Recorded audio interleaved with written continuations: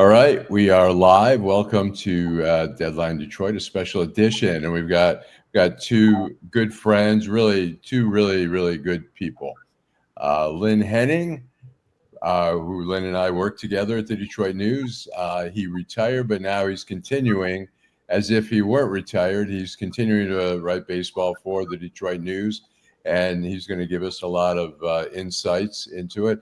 And I've got my good friend Marty Greenberg, who I call Marty the Superfan, who is consumes a lot of news and is pretty knowledgeable. So I thought it'd be fun to talk about. So let's start out, Lynn. What is going on with our Detroit Tigers? You know, when you look back a year ago when they really began to really catch fire, what was doing it throughout last year is what's letting them down now, which is pitching. And pitching was what sustained them through the first half of this year.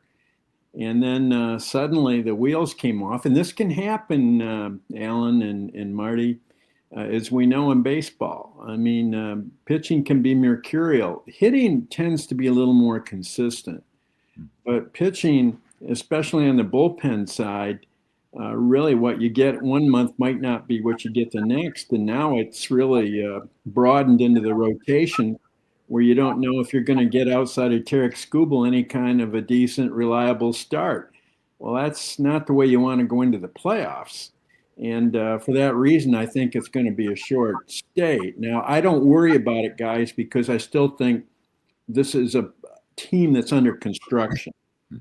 And I really don't expect them to be world beaters at this juncture. I think they're on an upward arc, and I think this is just some of the realities about a sport that's tough to win in. You know, I agree 100%, Lynn. You know, if you listen to 97.1 sports talk here in Detroit, they are constantly berating, for lack of a better term, Scott Harris for not going for it all. I agree 100% with you. I don't think they're ready to win everything right now. No. And why give away the guy? And we'll talk about it a little later. They've got some wonderful guys coming up. Why give them away? Yep. I have quite people like Jack Flaherty. He's like become consistently inconsistent. Right. What do you make of that? You're seeing a guy like that who's so good one day, and can they straighten it out and be more consistent, or is that what we're going to see the rest of the season? Really? Yeah. If it were something you could fix, you know that Chris Fetter, their pitching coach, who is supposedly a genius, but genius has its limits with any pitcher, they'd fix him. But he has not been throwing the way he was, certainly at the start of last year, or even the start of this year.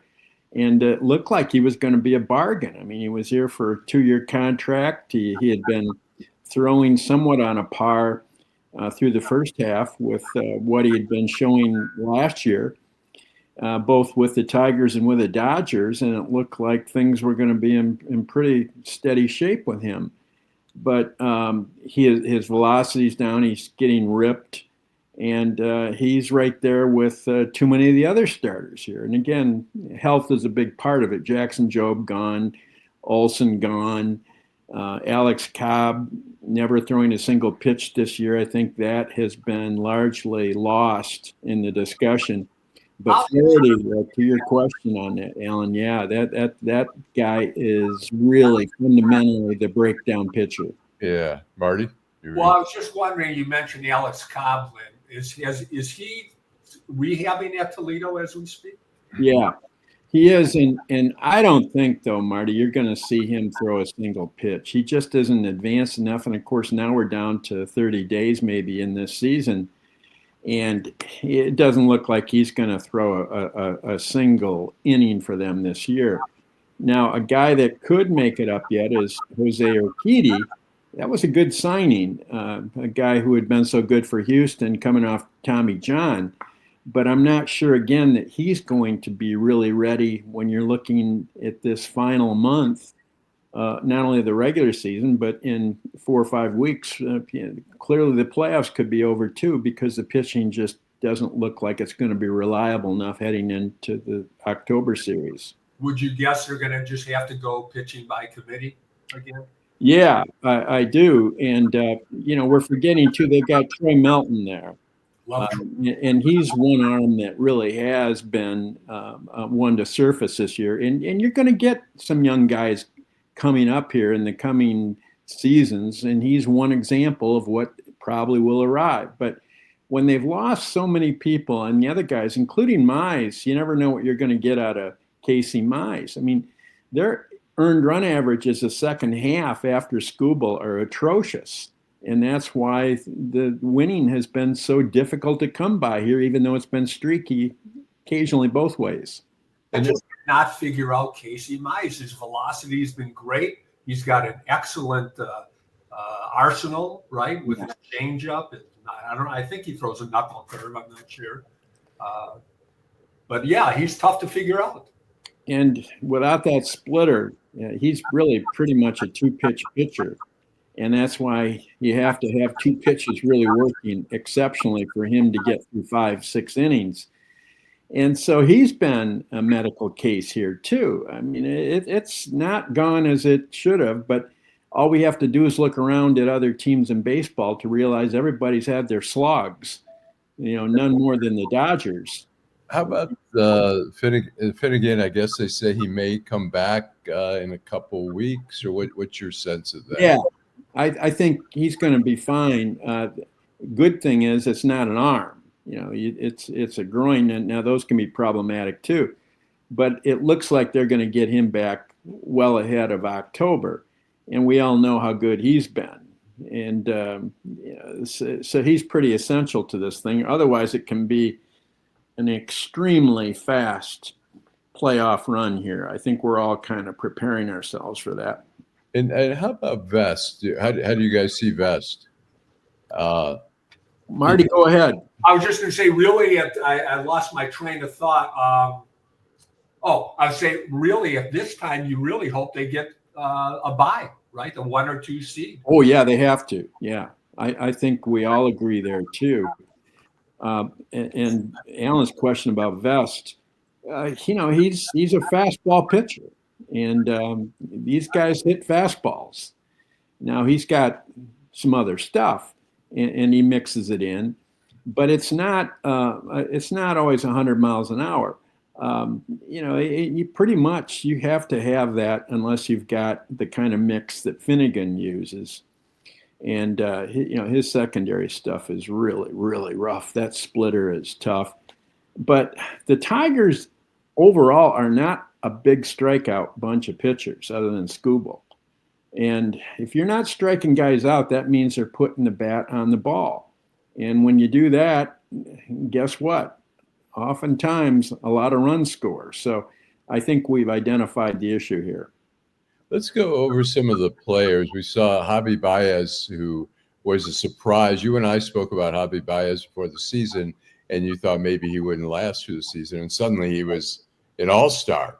And now, I saw maybe a week ago where the catcher put the mitt literally a foot off the plate and he swung and missed. Yeah. And what's going on? He looks great in the outfield. Oh, Marty may go along with me here. How they got the first half out of him that they did is really something to question, because that was such an aberration in terms of his time in Detroit. Now he's 4 years through that 6-year contract. They're not any longer looking at the need to maybe eat half of that. Eating a third of it is a little more digestible, and I wouldn't be surprised, and Marty might not either, by the time they come out of spring camp, that he just doesn't fit into the picture, because they're going to make a lot of off-season moves, guys, and I think probably shortstop is one of those areas that they're going to definitely figure out. Shortstop is go ahead, Alan. I was going to say, well, Skubal and Marty, I've talked to this with Marty now. Is Skubal? Marty's convinced that he's going to get a big contract from the Dodgers. Oh, yeah. Somebody. So is it wise to trade him next year and get somebody, or what's the strategy for that? Not unless they're out of it, and I don't think Marty figures any more than I that they'll probably be out of it next year. And so you want to take him to the end. And what you're going to get, though, Alan, is when he signs ultimately the deal he's going to sign, which is perhaps in the $400 million range. I mean, the Tigers are free to bid on that. No one says the Tigers can't bid. But they want to take him to the free agent auction. Well, the good thing, if you want to look at the one silver lining, is they will get nearly a first-round draft pick for him in the following year's MLB draft. Well, that's not a bad consolation prize for losing anyone when you draft as well as this new regime drafts. I don't know how Marty feels about that, but there's no way you can extend him. They're not going to extend Allen. They're going to take him to the free agent market. And see what Marty thinks about that. Well, truthfully, I'm on the opposite end of that, which is very rare for me. I think they should sit down this offseason with Scott Boras and him. Say, listen, we're looking, we can go 350, maybe 400. But that's it, guys. If you're not, you don't want to get into an Eduardo Rodriguez situation again. And if you're not going to get anything, trade him, Lynn. Well, that again, I think you can trade him, or you can look at the probability. I would really consider it that you're going to get better talent with that first-round draft pick as compensation. But here's the problem, Marty, with them talking extension. Whatever the Tigers would offer as an extension, Boras and Skubal know they can beat next autumn. If that's going to be what the Tigers are offering now, guess what? When you get everybody bidding, you're going to get, which is why, to me, any talk of an extension is simply not realistic. Now, the Tigers, again, can get in on the auction floor, and if they want to go $400 million, but I wouldn't do that. Into 30 years of age, yeah, we all know what happens to arms, or can happen. Am I correct in saying, Lynn, he has had 2 Tommy John surgeries? I think it's a good question. He had the one while he was at school, yeah. And it might be. I think he's only had one, but I'll check on that, Marty. But it's a proper question, and we all know how long those are supposed to last. I don't know. How long do they last? Well, they oftentimes peg them at anywhere from 6 to 8 years, and guess what? But that's why I think that's just an enormous amount to commit to a guy that is going to be heading into his age 30 decade. For that reason, I'd take the pick, run with it, and trust that your scouts are going to get a really good talent there with that compensation pick. You've told me something that I've never thought about or heard before, Lynn, that you value the number 1 pick. Now, let me back up a second. That number 1 pick they would get, let's say he signs with the Dodgers. Is it similar to the NFL where it would be the Dodgers' number 1 pick, or is it compensatory? No, it's a compensation pick that MLB allocates at a particular number. So it doesn't matter what team is signing them. You get MLBs, and it's usually in there in the lower 30s. Well, when you look at, they got McGonigal at 37. They got the kid Oliveto that they signed, catcher at second. Well, their second pick. They got him at 45. You can come away with a pretty terrific talent in those early 30s. And I think that's what you have to be realistic about in terms of Skubal and his future in Detroit. So one last thing on that issue, and I'll let it go. Go ahead. You believe, Lynn, that a number 30-ish pick would be more valuable than 3 of the top 10 Dodger or Yankee organizational players?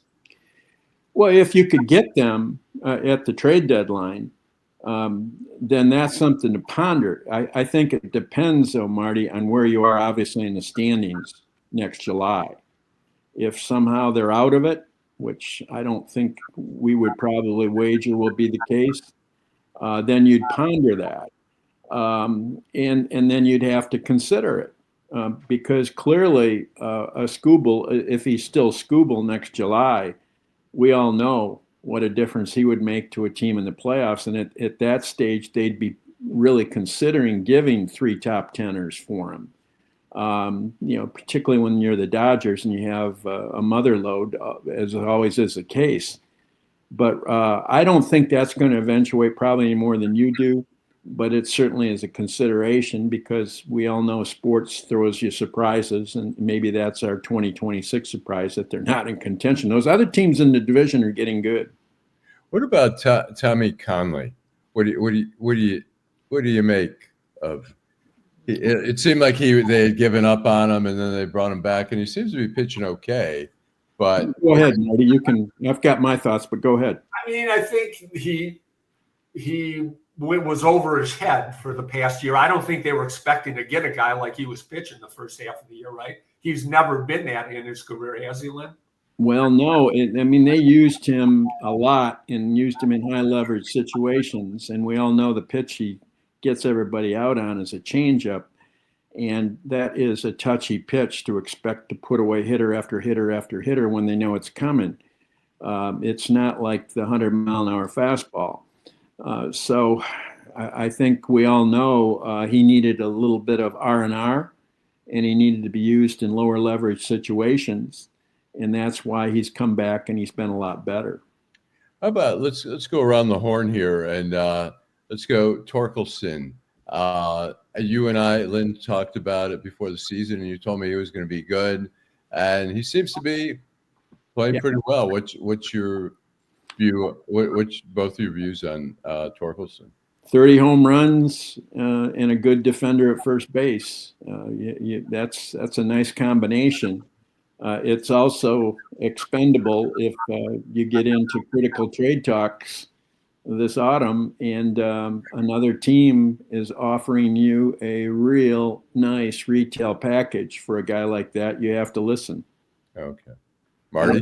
I wanted to ask you, Lynn, maybe we can get into a little of the minor league system. Is a guy like, forgive me on my pronunciation, but Josue Brisano? Josue Brisano. Brisano. Is he a guy that they're thinking of catching or at first base or both? That's a great question. They will tell you, and they will do this validly, that they want him to continue to be viewed as a catcher, but probably only 40% of the time. The other 60, he's going to be at first base. And I think everybody probably agrees, Marty, that that's where he ends up on a day-to-day basis in the big leagues. But you want to have that catching option when he handles the position as he does. It's a tremendous market value asset, as well as being very handy for a big league club. But he's not that far away. And by 2027, he could be your everyday, or at least partially every day, if you want to use that term, first baseman, and at some point probably doing a little catching too, because I think they want him in there at least for the next few years. Now, how about Gleyber Torres? What do you make of him? Smart guy. He took a 1-year deal, Alan, and was gambling on that 1 year with the Tigers, really restoring his market value to a point where he could get the big multi-year contract that he wasn't being offered last year. And guess what he's done? He's invested very well in Gleyber Torres. And again, the Tigers can certainly bid on him if they want, but they have, at the moment, a pretty extended inventory of infielders who can play second base. And so they'll take a compensation pick for him, because if he signs a deal for $50 million or more, a multi-year deal for $50 million or more, the Tigers get one of those draft picks that they'll get for Skubal. Now, that's a very handsome draft pick for a guy that you also benefited from for one season. But he's going to make off in the way that he really had hoped and aspired after this season with the Tigers. He's going to sign a nice deal. He's only 28 years old. And Báez, you think he's gone after the season? Or I mean, if Parker Meadows is back and should be back next year, so you lose the center field option, they can have Wenzel Perez play out there too. And really, by the time that we're done with an offseason, fellas, and they certainly will attack the left side of their infield. And shortstop is still the black hole. I don't. We'll see what happens in the spring, because they won't be tempted to cut him until they've seen that he's still Javier Báez, or is he by chance the first half of 2025 Javier Báez? If so, they might stretch it, because they've still got to pay a lot of money, and they want to justify that to the extent to which they can justify him on the roster. But otherwise, I think we're looking at very much a dwindling rope there. And by the way, they've got Alan. They have three, and Lynn knows far better than me. I'm just throwing names out that I know of. You've got Max Anderson, you've got Bryce Rainier, and of course you got McGonigal, who might be ready for the opening of next year, right? Well, yeah, and that's a great question too, Marty, because everybody wonders, is Kevin McGonigal, who is really the number 2 prospect in all of baseball right now, number 2 prospect next to Connor Griffin of the Pirates, could he make it out of spring camp and be their shortstop? He could. I think given the conservatism of Scott Harris's front office, they want him to play AAA ball next year. And that's probably a good investment of time and experience, so that he's really ready to rip it up if and when that call comes, and it's going to be pretty close. But that's a big question mark going into 2026. There's another factor there. If you take a guy north for opening day and keep him on the team for the entire year, and he ends up being a Rookie of the Year candidate, you will get a first-round draft pick for him. And McGonigal's talents are such that you can. So the question would be, do they do it next year? Do they give him the full 2026 at AAA and then make him that rookie on opening day 2027? Probably they're leaning in that direction for the reason that we just cited.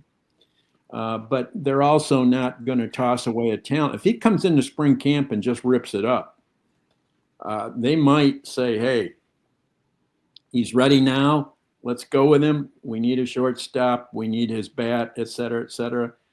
It's conceivable. I don't think it's likely. And he doesn't strike out, right? I mean, but theoretically, he's a ball to bat to ball to bat guy, right? He's probably the best young hitter. How do you like saying this? Since K-Line. Wow. This team is hot. I'm talking about purely what you said there too, Marty. The bat to ball skills are exceedingly high. They haven't seen anything quite like this in the Tigers organization since number 6. And what do you guys make of Riley Green this year? He had that. He was striking out a lot, but he's still hitting clutch, home runs and singles and all that.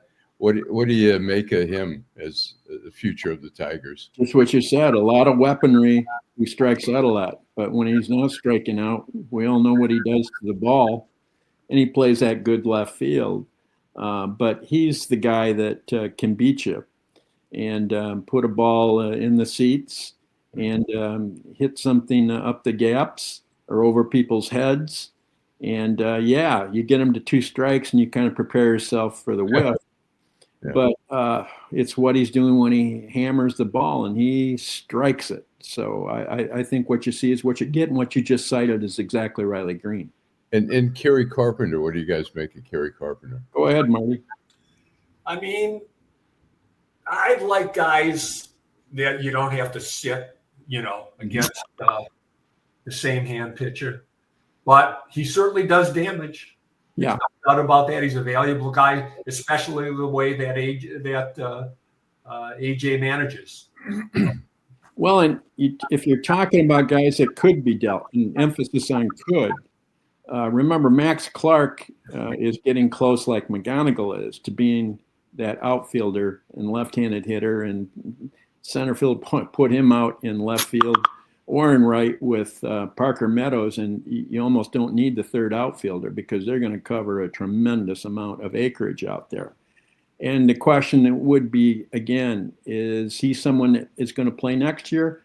Probably along with McGonigal, their preference would be a full year at AAA and then unleash them on opening day 2027. That's the percentage guess.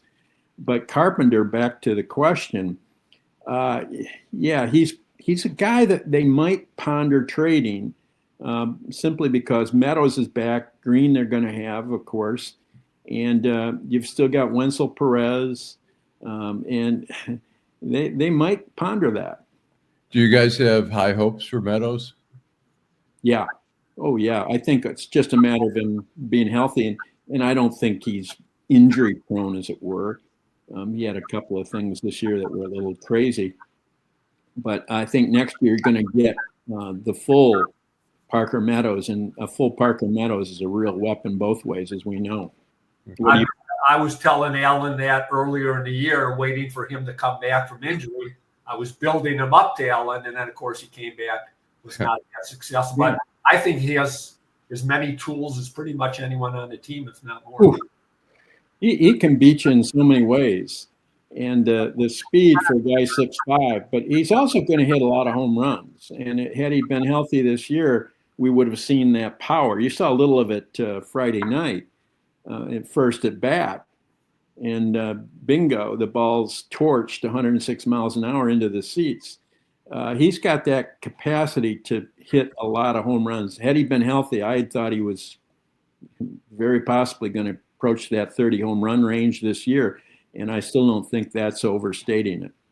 Now, Marty and I had talked about it. When they went through that long losing streak, which was very painful and a little scary, some people were saying, A.J. Hinch, he doesn't have enough fire in him. They need somebody who's going to be rah.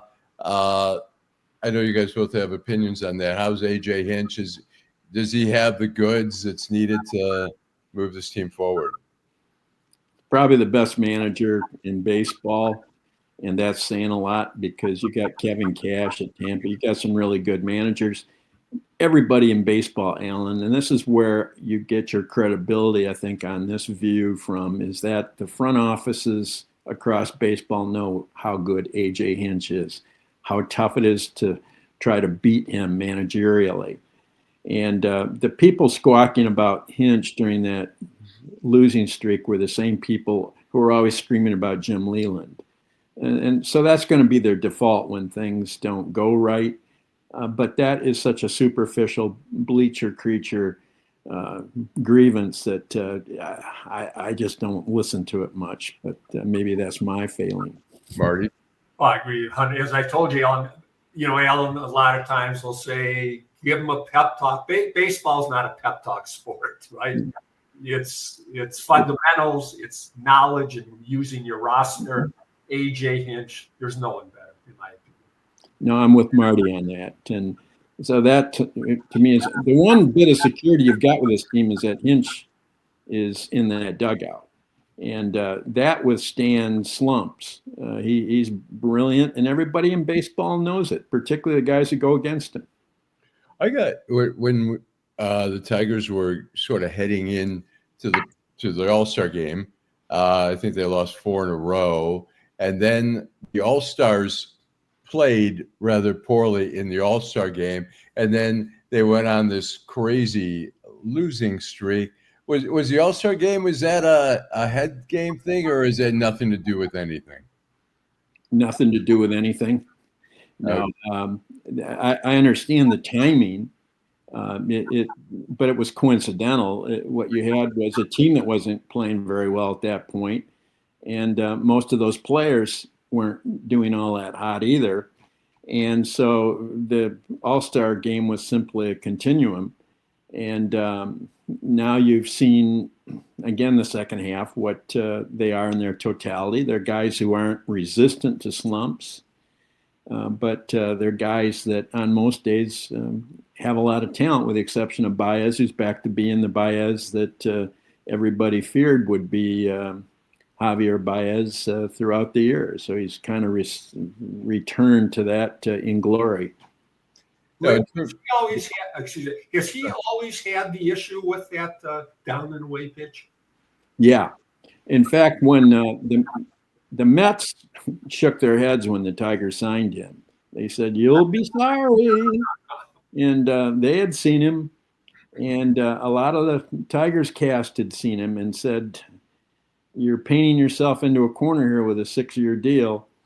And for the most part, they have. Now, his play in center field has been gallant, but you're not sending a guy 6 years and 150 million to move from shortstop to center field and play it well.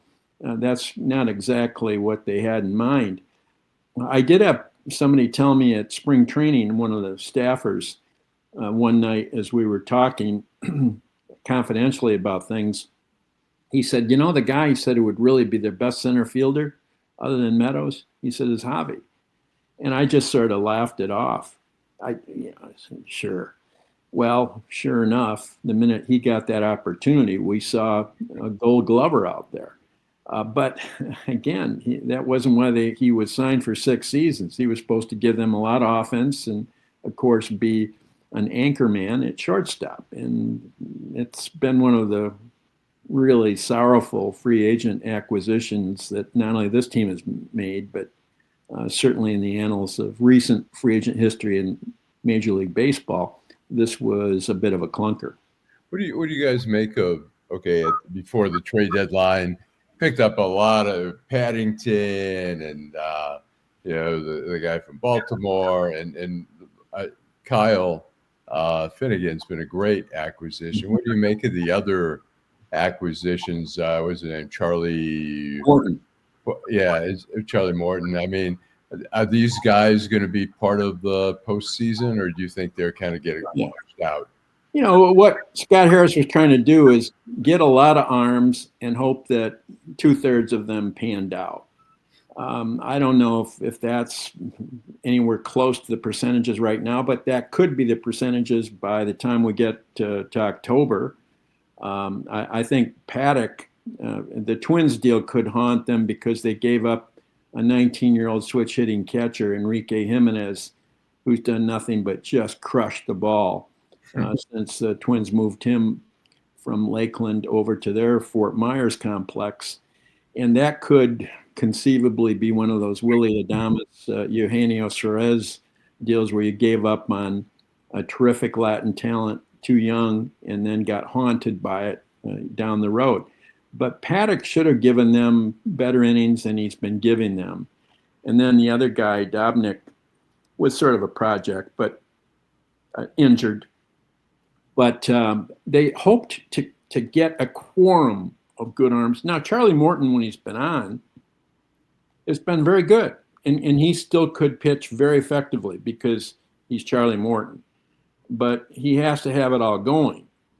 And then, the Finnegan thing has just been sensational. But we knew that. He was on the list ahead of the trade deadline, at least on my list, of guys that I thought they would really focus on. Mm-hmm. He was available, and he was good. And, of course, what we've seen is exactly that. So they need no more than Finnegan, as we agree, and that's what Scott Harris was counting on when he made those deals. Right. Now, sort of head down, kind of bring this to a conclusion. The playoffs. You both agree they're not going to win the World Series. Do you think they even have a shot at getting to the World Series, or is that not even likely? Well, go ahead, Marty. I've got my thoughts. I mean, in the American League, I don't think there's a super team.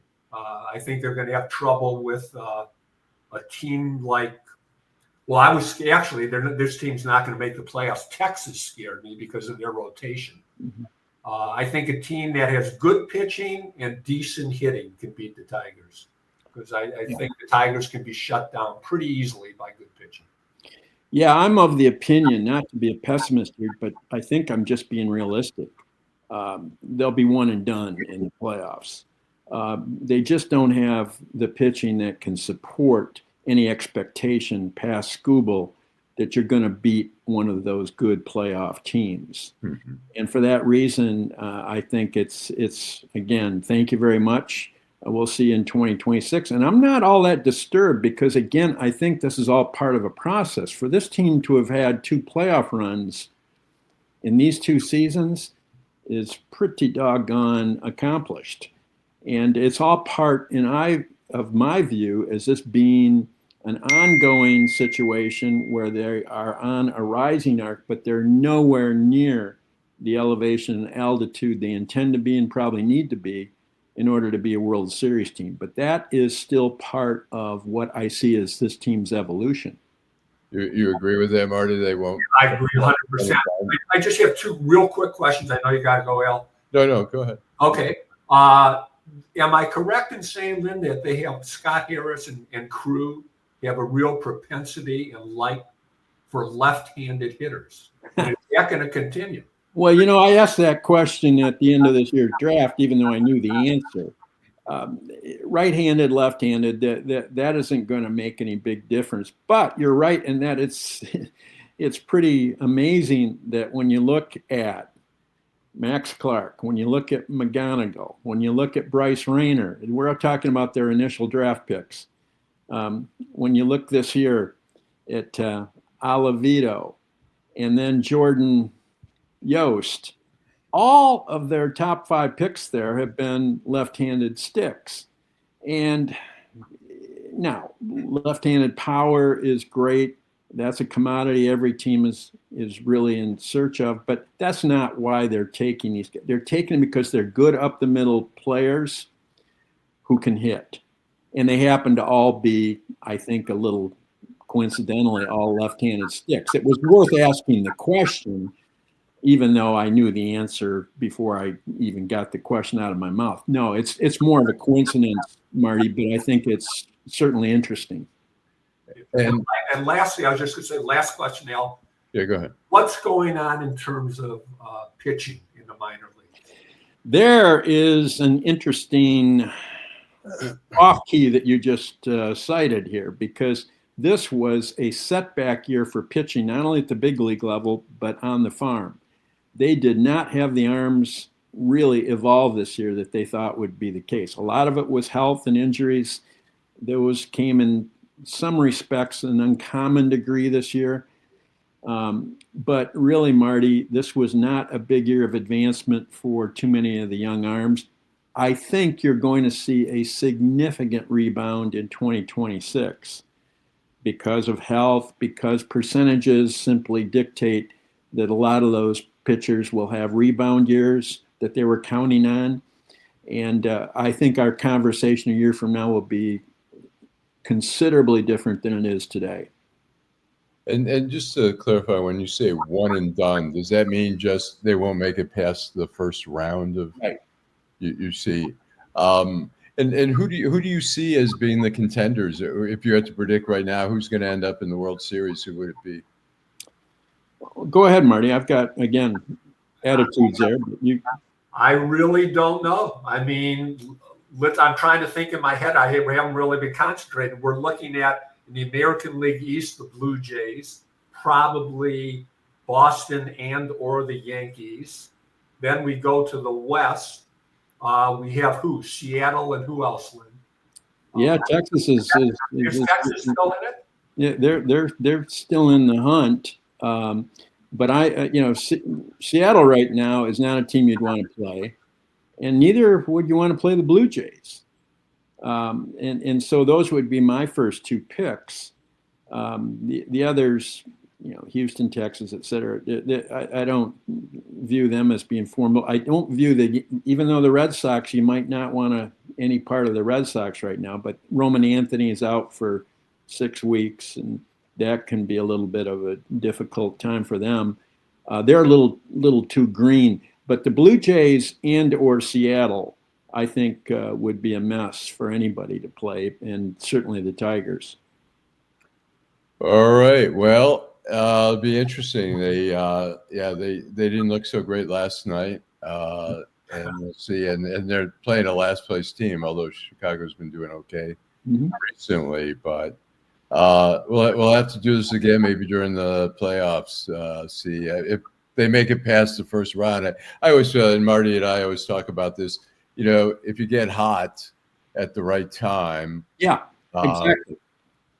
Anything can happen. But as we see, I have to agree with you guys. At this point, they just look too inconsistent. It's too frustrating. And I think, hey, they've made the playoffs. They've been a first place team all year. It's been a lot of fun. And it doesn't mean they're bad. It just means that this is a particular juncture in the process. And I think they're just way beneath where they probably ultimately need to be and aspire to be and will be at this particular time. That's just my thought. But boy, the conversation's been fun, Marty. Good meeting you. And I hope I didn't talk too much. No, it's been an honor. Honestly, I wasn't kidding when I said I've always considered you the prime best baseball writer. Oh, thanks, Marty. That's a heck of a compliment. I appreciate that. I concur. Yeah, it's great. Great, both of you. You know, it's great having both of you.